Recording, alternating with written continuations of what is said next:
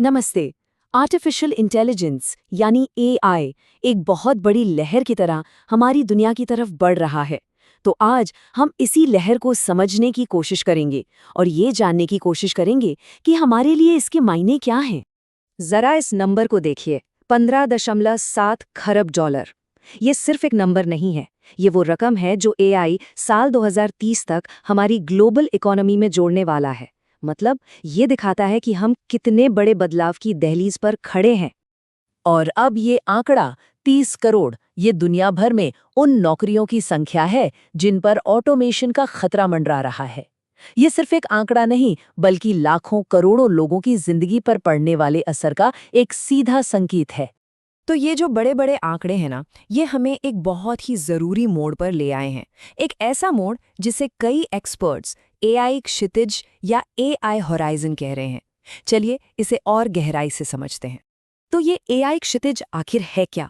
इसे आप 3 बड़ी ताकतों का संगम मान सकते हैं। पहला, एआई को कंट्रोल करने, उसे रेगुलेट करने की रेस। दूसरा, इससे जुड़े आर्थिक, जियोपॉलिटिकल और यहाँ तक कि हमारे अस्तित्व से जुड़े खतरे। और तीसरा, एक ऐसी नई अर्थव्यवस्था की तरफ बदलाव जहाँ इंसानी मेहनत की भूमिका ही शायद पूरी तरह बदल जाएगी। तो सबसे पहली चुनौती वो है शासन की।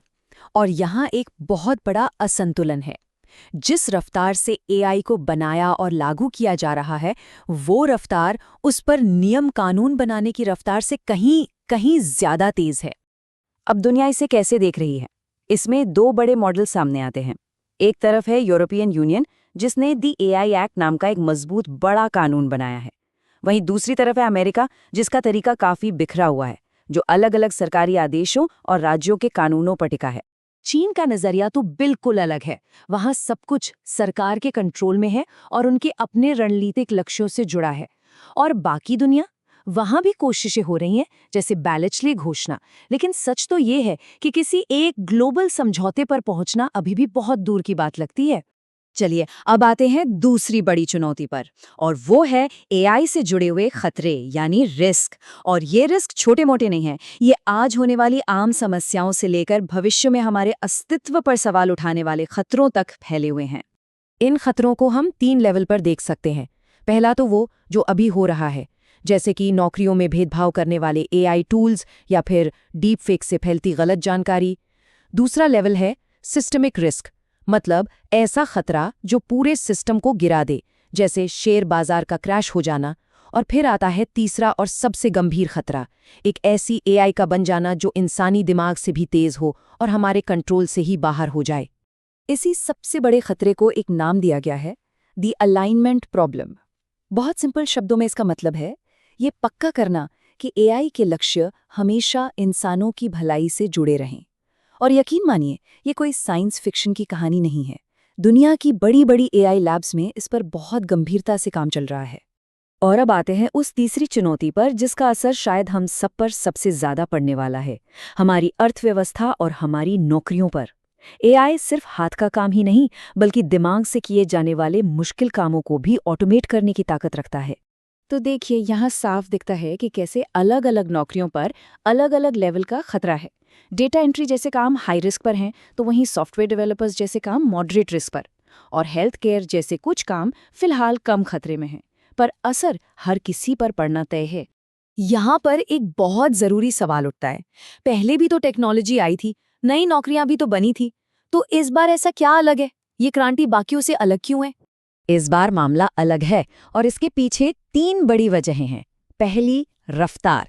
ये बदलाव इतना तेज है कि हमें ढलने के लिए दशकों का नहीं, बल्कि कुछ सालों का ही वक्त मिलेगा। दूसरी वजह है इसका दायरा, एआई क्रिएटिव काम भी कर सकता है। और तीसरी वजह है एकाग्रता, मतलब इसका आर्थिक फायदा सिर्फ कुछ गिने चुने लोगों तक ही सिमट कर रह सकता है, जिससे समाज में असमानता और बढ़ सकती है। चलिए अब इस पूरी कहानी के एक ऐसे पहलू को देखते हैं जिस पर अक्सर लोगों का ध्यान नहीं जाता। इसकी वो छिपी हुई कीमतें जो हमें एक अहम चौराहे पर लाकर खड़ा करती हैं। सवाल ये है कि एआई की ये जो डिजिटल दुनिया है, इसकी असली फिजिकल कीमत क्या है? 7 लाख लीटर। यकीन करना मुश्किल है, लेकिन इतना साफ पानी सिर्फ एक बड़े एआई मॉडल जैसे कि GPT-4 को ट्रेन करने में खर्च हो जाता है। सोचिए ये कितनी बड़ी छुपी हुई पर्यावरणीय कीमत है। और बात सिर्फ पानी की नहीं है। एआई को चलाने के लिए जो बिजली लगती है वो भी आसमान छू रही है। एक अनुमान के मुताबिक 2026 तक डेटा सेंटर्स की बिजली की खपत 2 गुनी हो जाएगी, जिससे दुनिया भर के पावर ग्रिड्स पर जबरदस्त दबाव पड़ेगा। और यही हमें इस पूरी कहानी की सबसे बड़ी मुश्किल पर ले आता है, जिसे इस कोट में खूबसूरती से बताया गया है। सीधी सी बात है, टेक्नोलॉजी जिस रफ्तार से भाग रही है, हमारे नियम कानून बनाने वाले सिस्टम उस रफ्तार से उसे समझ भी नहीं पा रहे हैं। तो आखिर में सवाल बस यही बचता है, इनोवेशन यानी नई खोज और सेफ्टी यानी सुरक्षा, क्या हम इन दोनों को एक साथ हासिल कर सकते हैं?